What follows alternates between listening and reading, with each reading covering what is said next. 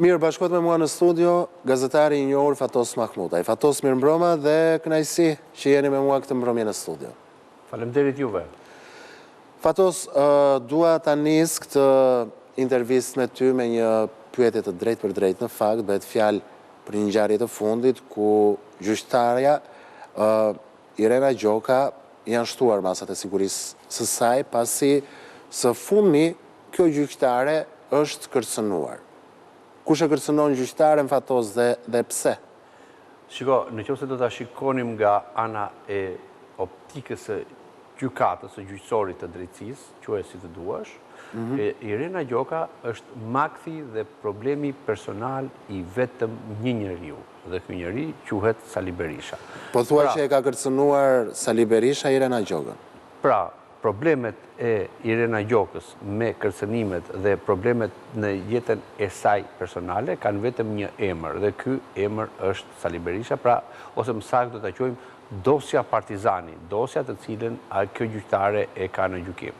Dhe të gjitha peripecit edhe përplasjet e saj, le themi me drejtësinë apo me institucionin ku ajo aderon, pra ku është pjesë e gjykatës posaçme, le themi, dhe probleme me të gjykatave të tjera të drejtësisë në Shqipëri kanë vetëm një burim. Ajo u akuzua fillimisht se kishte një dënim në Greqi, që ishte thjesht një masë administrative. Rezultoi masë administrative pa asnjë pasojë penale. Pra, nuk shnohej në dëshmi penaliteti, nuk ekzekutohej si vendim, është një masë administrative ku për shembull të gjithë ata shqiptarë që udhtojnë jashtë shtetit përballen me autoritetet në për dogana, në për pikat e kalimit të kufirit dhe për arsye nga më të ndryshme, nga më banalet shpeshherë, apo ndoshta dhe raciste të tjera, ti përballesh me një punonjës të një vendi të BE-s, I cili qoftë dhe nga paftësia, qoftë dhe nga dashakeqësia, çrëndësi ka, të vendos një masë administrative. Tani, dhe kjo masë administrative që sot ne e quajmë ekspuls ose le themi bllokohesh për të hyrë përkohësisht ose atë moment në territorin e atij vendi. Tani, zonja Gjoka presupozohet që e paska marrë këtë masë administrative në fillim të viteve 2000, dhe sot jemi 20 e kusur vite më mbrapa, domethënë, dhe kjo është skandaloze që të merremi me këtë çështje, ku kemi një gjykatëse të nderuar dhe një gjykatëse e cila I ka dalë për zot vendit të saj të punës, pra atij posti që mban. Ju thoni gjykatëse e zonja, po kush po e kërcënon sot këtë gjykatëse? Nuk arrestoi zonja Gjoka, Sali Berishën, apo nuk e mbylli në arrest shtëpie, apo nuk e thriti forcërisht. Atë e dërgoi në gjykatë prokuroria. Pra kemi dy palë, palën akuzuese dhe palën mbrojtëse, apo palën e akuzuar. Ndërkohë, gjykatësi po bën arbitrin. Tani, çfarë bën ky I akuzuari? I bën presion arbitrit për të pasur një vendim në favorin e tij. Tani, e kemi, domethënë, gati 2 vjet që Berisha po përballet me dyert e gjyqësorit. I akuzuari presionin arbitrit ja ka bërë gjatë gjithë kohës dhe në dyert e SPAK. Dhe në dyert e SPAK. Me libër shtëpie ka marrë Irena Gjokën, ish kreun e SPAK Altin Dumani, por çfarë në qoftë se do ta analizonim këtë çështje të paktën unë do të thënë kërcënime verbale Sali Berisha ja ka bërë gjithmonë Irena Gjokës. Po është ai që e ka kërcënuar sot gjyqtaren ndaj të cilës janë marrë masa shtesë sigurie? Atëherë, unë si njoh si mirë I sistemit të drejtësisë, do thoja që e gjithë kjo bëhet për të pasur konflikt për ta përjashtuar këtë gjykatëse nga çështja. Në momentin që kjo gjykatëse do ketë probleme personale apo do deklaroj probleme personale me dikë nga të pandehurit të cilët I ka në gjykim, atëherë automatikisht këta ose mbrojtja atyre mund të kërkojë përjashtimin e kësaj gjykatëse nga çështja. Ndërkohë, zonja Gjoka pas kërcënimit që ka marrë ka zgjedhur rrugën ligjore për të vazhduar me çështjen dhe për të marrë masat mbrojtëse të cilat kushtetuta dhe legjislacioni shqiptar ja jep cilido gjykatës në momentet të caktuara ose për shkak të detyrës, cilido gjykatës nga gjykata e posaçme mund të kërkojë masa shtesë sigurie, qoftë edhe për arsye të tjera. Pra, kjo është logjike dhe ja jep legjislacioni. Atëherë, zonja Gjoka ka zgjedhur pikërisht rrugën ligjore, rrugën më të ndershme dhe rrugën më të mirë dhe më fisnike do ta quajmë. Pse vin tani në këtë moment këto kërcënime ndaj gjyqtares? Sepse çështja dosja Partizani tashmë ka marrë atë udhën ligjore në gjykatë. Kemi, domethënë, edhe pse është zbutur masa e sigurisë për dy të panderut kryesor, zotin Berisha dhe zotin Maltezi, por jemi në momentin kur kjo dosje ka marrë rrugë ligjore dhe këta njerëz do hapet gjykimi dhe do t'i nështrohen shqyrtimi gjyqësor të çështjes. Pra, në këtë momente, këta detyrohen në thojza do ta quaja, sepse nuk kanë zgjidhje tjetër dhe këta sulmin e konsiderojnë mbrojtjen më të mirë, sepse kjo është mënyra se si këta e konceptojnë drejtësinë, kjo është mënyra se si këta e shikojnë gjyqësorin dhe kjo është mënyra se si këta e shikojnë gjyqtarët, sepse deri tani familja e Berishës është mësuar që të emërojë gjykatësit, që të shkarkoj gjykatësit, që të bëj presion gjykatësve dhe që t'i përdor gjykatësit gjithmonë në favorin dhe në punët e tyre. Pra, t'i shfrytëzoj gjykatësit. Dhe kur kemi një gjykatëse e cila nuk shfrytëzohet nga Berisha, por le themi shfrytëzohet në thojza nga ligji. Pra, një gjykatëse e cila shikon të zbatoj ligjin, atëherë çfarë bëjnë këta?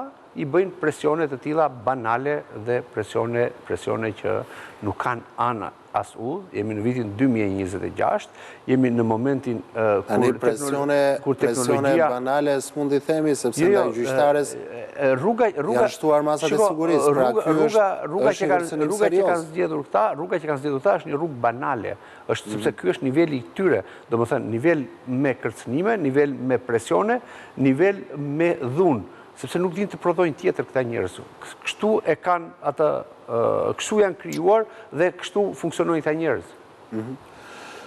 Fatos, dua të flasim edhe për një ngjarje tjetër. Partia Demokratike ka vetëm 24 orë kohë për kandidatët për kryetar. Dokumenti i firmosur në fakt në Selim Blu mban datën e 18 mars, por është publikuar vetëm sot, 29 prill, pra vetëm një ditë para përfundimit të afatit. Pse, le të themi, Berisha në një farë mënyre e ka mbajtur të fshehtë nisjen e garës për kryetar të Partisë. Berisha ka bërë pikërisht atë gjë që ka bërë në këto 36 vite në politikën shqiptare.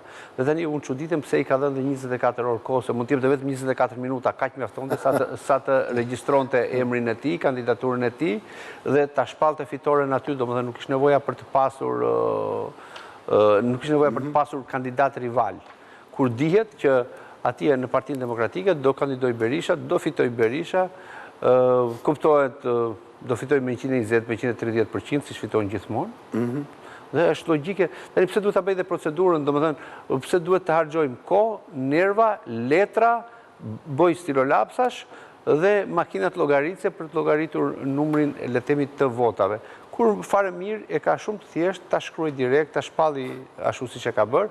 Domethënë, se deri tani e ka rrëmbyer me forcë Partinë Demokratike, por tani le ta shpalli dhe domethënë sepse vetë voton, vetë i numëron, vetë shpallet, vetë fiton, shumë logjike. Një nga kandidatët kryesor përballë Berishës, Ervin Saliani, ditën e sotme ndodhej në Londër, ditën kur në fakt u shpall edhe afati i fundit i kandidimit, u duk sikur Berisha ka vërtet frikë nga Saliani, por Berisha e ka pushtuar, më falë që po ndërpres, Berisha e ka pushtuar atë parti, e ka uzurpuar atë parti, ka mbaruar puna e Berishës në atë parti. Pra, gjithçka ai e ka, domethënë ajo parti identifikohet me Berishën dhe Berisha identifikohet me Partinë Demokratike. Pra, sa kohë Berisha të ketë jetë prej Zotit në tokë, atëherë Berisha do jetë kryetari i Partisë Demokratike dhe do vdes si kryetar i Partisë Demokratike kur të iki nga kjo botë. Pavarësisht se ka dashur që Salianin ta lënë jashtë gare, vetë Saliani e ka konfirmuar edhe për ABC News nga Londra që do kandidoj për kreun e Partisë Demokratike, do paraqes edhe dokumentat e nevojshme. Shiko, Fatos, janë një sër kushtes për të kandiduar për kryetar të Partisë Demokratike dhe në këtë rast duket sikur po synohet që të ndalohet Saliani, që deri më sot quhet i vetë përjashtuar, s'ka vendim për përjashtim ndaj tij, por ka gjithashtu disa paralajmërime se Berisha do të paditet në gjykat për Nenin Basha që sot ati ndërpret mandatin dhe në një farë mënyrë i ndalon rikandidimin. Çfarë mendoni ju se do ndodhë? Unë mendoj që është më e thjeshtë situata për Berishën, sepse është e lexueshme situata aty ku Berisha fut hundët. Pra, Berisha fare mirë mund ta shpallë votimin direkt nesër që në pikë sabaut, kur Saliani ndodhet në Londër, pra e shpallë votimin, voton vetë, i mbush kutit vetë, i numëron vetë, e shpallë vetën fitues dhe ka që thjesht Saliani le të vazhdojë rrugën ligjore, rrugën gjyqësore. Dhe çfarë ndodh në rrugën gjyqësore? Tani si mendon, kur dihet që një pjesë e konsiderueshme, do të thoya pjesa më e madhe e gjykatësve, të cilët sot operojnë në sistemin e drejtësisë në Shqipëri, janë zgjatime të tentakulave të zyrës së vajzës së Berishës. Pra, janë emërime direkte apo në shërbim të zyrës së vajzës së Berishës. Dhe sepse deri para pak vitesh ka ekzistuar, le të themi, ajo shprehja ose ka ekzistuar ajo mënyra e identifikimit të togave të zeza, pra gjykatësve, do të thoya dhe prokurorët do t'i fusja në këtë lloj kategorie, që ke parasysh emërim i argitës, emërim i argitës, emërim i argitës. Pra, njerëz të cilët emëroheshin apo le të themi promovoheshin nga studia ligjore e saj. Dhe këta njerëz ja kishin për borxh, pra kishin gjitur shkallët e karrierës së gjyqësorit, apo ishin futur në gjyqësor nëpërmjet kësaj zyre, kështu që këta njerëz dihet. Pra po thua edhe po e çojnë në gjykat Saliani apo dikush tjetër, prap Berisha do dalë fituar. Berisha do dalë fituar. Do të thënë i vetmi njeri i cili do shkojë vetëm në garë. Do thoya i vetmi njeri i cili mund ta rrezikonte ligjërisht në gjykat Berishën ishte zoti Basha. Po Basha më shumë shquhej për gjumin që bënte në zyrë, sesa për punët që bënte, domethënë. Kemi parasysh një detaj shumë interesant, ku njëra nga ambasadat mike të shqiptarëve, nuk do ta quajt politikës shqiptar, po të shqiptarëve, në një moment, domethënë një takim që kishte zoti Basha atje, i thonë, ore, si e ke partinë? Top, more kam partinë, tha, kam në rregull, tha. Ore, do e humbësh partinë kështu si e ke nisur? Po jo, mos i do humb partinë. Dhe e humbi direkt me një herë, domethënë, edhe pse u paralajmëroi, sepse ishte i lexueshëm zoti Basha, ishte i lexueshëm në atë gjumin letargjik të tij. Ishte totalisht i lexueshëm. Por ai ishte i vetmi njeri që pati të gjitha shanset që Partinë Demokratike ta bënte vërtet demokratike. Dhe ai nga neglizhenca dhe nga paaftësia e tij e riktheu përsëri atje ku s'duhet të rikthehej. Tani Partia Demokratike është pengi Berishës. Nuk dua të përsëritim ato që tham, por të jemi të sigurt që sa kohë Berisha do ketë jetë, është në krye të Partisë Demokratike. Mendoni ju se Berisha do jetë i vetëm në garë, apo le të themi deri në orën 12 të drekës ditës së nesërme do të ketë ndoshta një kandidat anonim përballë tij për të legjitimuar gara? Me thënë të drejtën, unë do shikoja sepse garat e Berishës janë, se ashtu siç e tham, janë shumë të lexueshme dhe janë shumë infantile edhe manipulimet që bën. Kemi parasysh një garë të mëparshme, ku Berisha përballë vetes së tij vendosi dhe 3 kandidatë të tjerë, 3 kandidatë anonim, pa lidhje fare. Ndoshta nuk jam i sigurt nëse ata e dinin që kishin kandiduar apo nuk e dinin që kishin kandiduar, sepse u lexuan 3 emra të tjerë që ishin përballë Berishës dhe nuk morën as votën e tyre. Pra, as votat e tyre nuk morën këta njerëz që votuan, le të themi për shembull, X person kandidon për kryetar të Partisë Demokratike, sigurisht që ai ka dhënë të drejtë, ka një vot të tij, po, është logjike edhe kjo. Atëherë, në momentin e numërimit, ky s'ka as votën e tij. Ja ka vjedhur, i kanë vjedhur edhe votën e vet, po thua. Po mbase e kanë jo vjedhur, po mbase edhe e kanë manipuluar, pra i kanë thënë, po të vendosim kandidat, po ti voto për neve. Këto janë turpe, janë budalliqe që nuk kanë anë e udhë, janë skandaloze, domethënë absurde do t'i quaja. Po rolin e Salianit, nuk e di si e vlerësoni ju në Partinë Demokratike. Ju thatë që Partia Demokratike është partia e Berishës, është pobori i tij, ku askush përballë tij nuk mund të fitojë. Është bajraku i tij. Po atëherë çfarë synon Saliani kur e di që kur e di që do humbë në oborin e Berishës. Unë mendoj që Saliani është i humbur, me këtë këshill drejtues që ka Partia Demokratike, është i humbur që në momentin e parë. Do më thënë, nuk e kanë për turp edhe t'ja manipulojnë dhe votën e tij.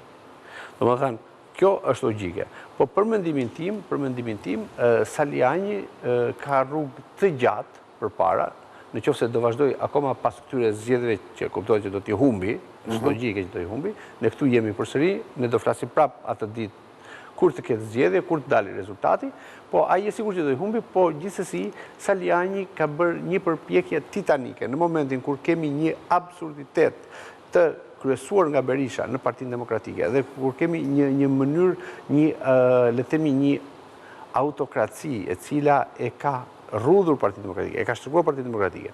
Dhe kemi Salianin i cili po përballet i vetëm. Është një lloj si, le të themi se ajo poezia e famshme kur super kafshët dritnin tokën, nuk ishte epoka atyre, po ishte epoka e atyre që u përball me këta. Pra, në momentin që ne kemi një, le të themi një lloj dhune, pra, ose kemi një parti të marrë peng nga një person i cili e dhunon, nuk është epoka e këtij njeriu, nuk është koha e këtij njeriu, po është koha e atyre të cilët përballen me këtë. Dhe Saliani po e bën luftën e tij. Dhe kuptohet edhe i humbur përballë vota që shanset janë absolutisht të mos fitojë, por kemi, do të thënë, edhe nëse do kemi ndonjë kandidat tjetër, do kemi ndonjë kandidate, unë mendoj, do të thënë, paktën gjasa çojë të një kandidate femër, të cilën edhe mund ta përkrap Berisha.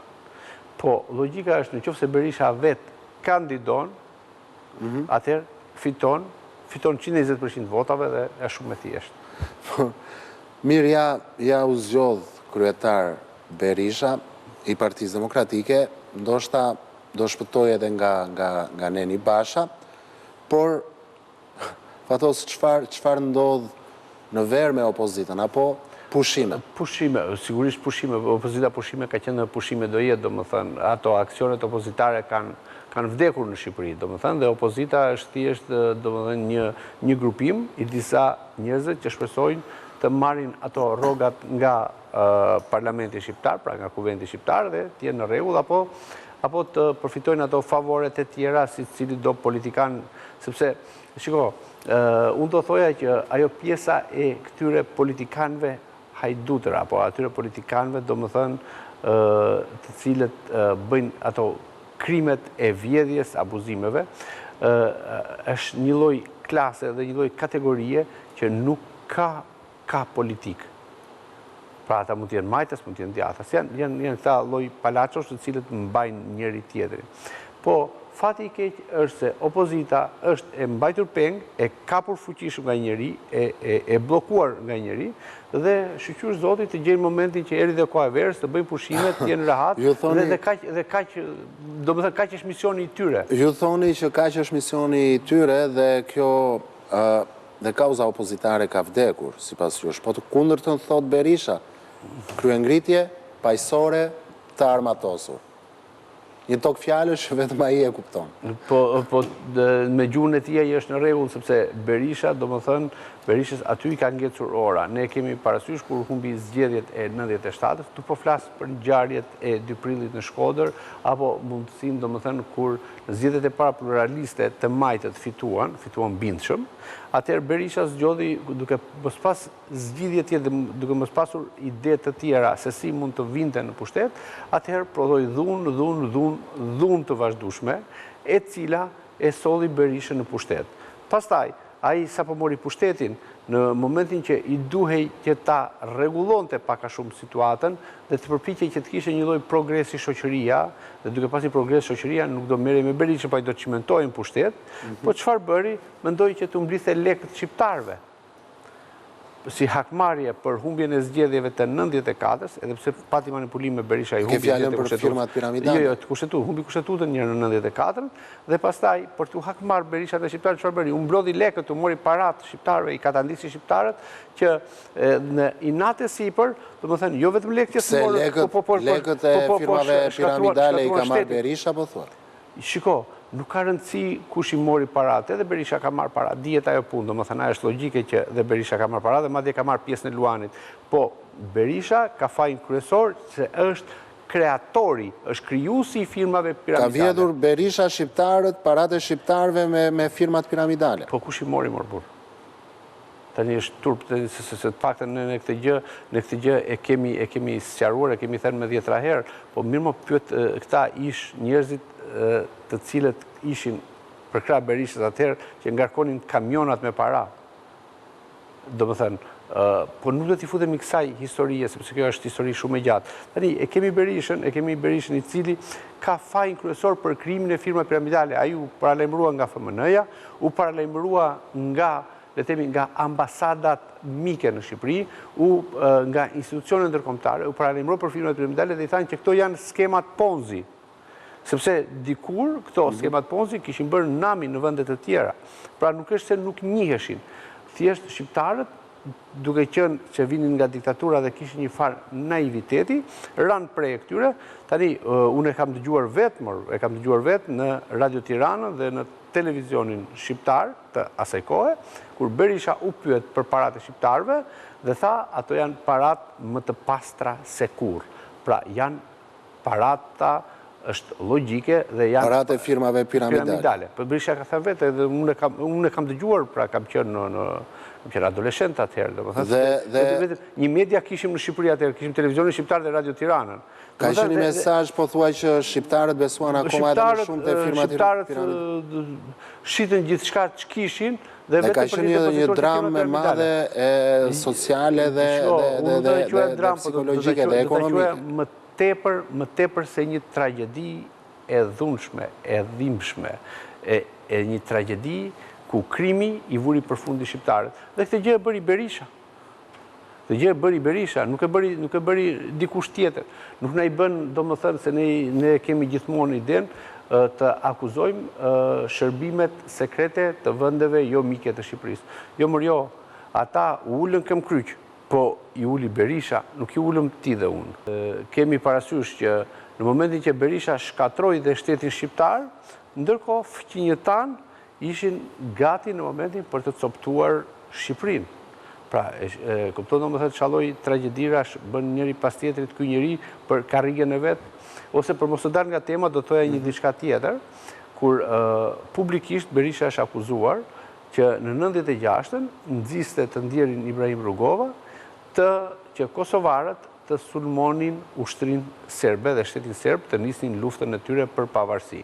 Tani lufta nisi, sepse do nisë një moment, për shkak se dihet se ishin situata në Kosovë atëherë, siç është dhe sot, apo dihet siç është relacionet e le të themi të shqiptarëve të Kosovës me Serbinë, me fqinjën e tyre Serbinë.